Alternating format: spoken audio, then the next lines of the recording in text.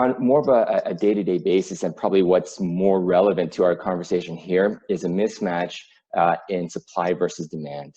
So one of the things that you have to keep in mind, and I believe you talk about this at length in a number of your videos, is that when you have too many calories coming in, which is those calories supply electrons, and those electrons eventually can go on to make energy or free radicals. And then the other side of that equation is demand. So if you don't have enough demand for that supply, that's when all those electrons are going to spill out and create free radicals, as opposed to produce energy. So the two big examples, and this is a generalization I should add, is if you're consuming way too many calories for your activity level, and you're not using up those electrons, that's when they're going to spill out and cause free radicals.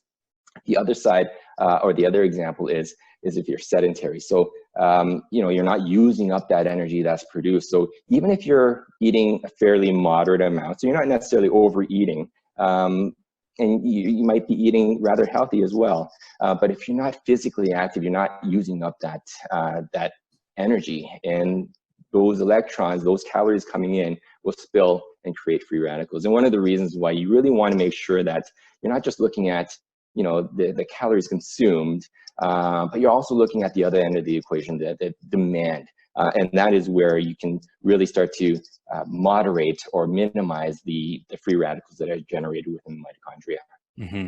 So, based on that, and I know that's just one example of many, but based on that, it would seem that calorie overconsumption and fat gain in general, which is sort of indirectly tied to this, is almost directly linked with accelerated aging. Absolutely, yeah. A number of studies have shown that, and not only accelerated aging, but pretty much all age-related degenerative diseases have been linked in one way or another back to excessive calorie consumption. So it's incredibly important to, like I said, match supply to demand. Mm-hmm. So what's actually going on a mitochondrial level that's causing this? So the food creates all these electrons, and then what's going on with those electrons in the state of sort of energy excess or mismatch between supply and demand that translates them into free radical damage on the mitochondrial DNA?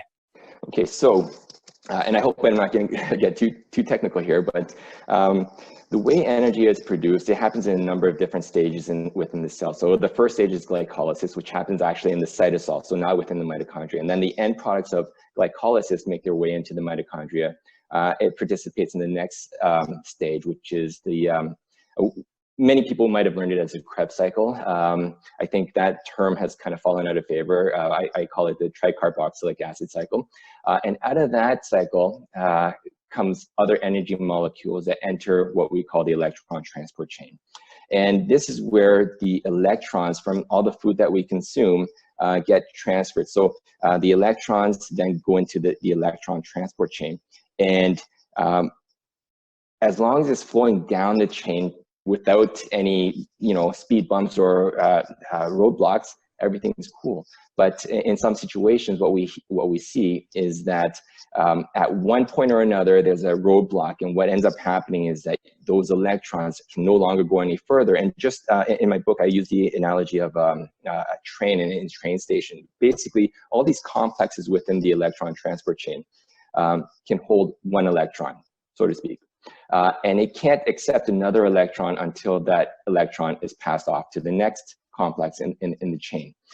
So in a situation, as an example, where we consume far too many calories and we don't have enough complexes to continue to push those electrons down the chain, there's a backlog, and the next train entering the station, what we're going to have is a collision, and that is essentially where those free radicals start to spill out of the electron transport chain and cause free radical damage to the mitochondrial DNA that's right within its proximity.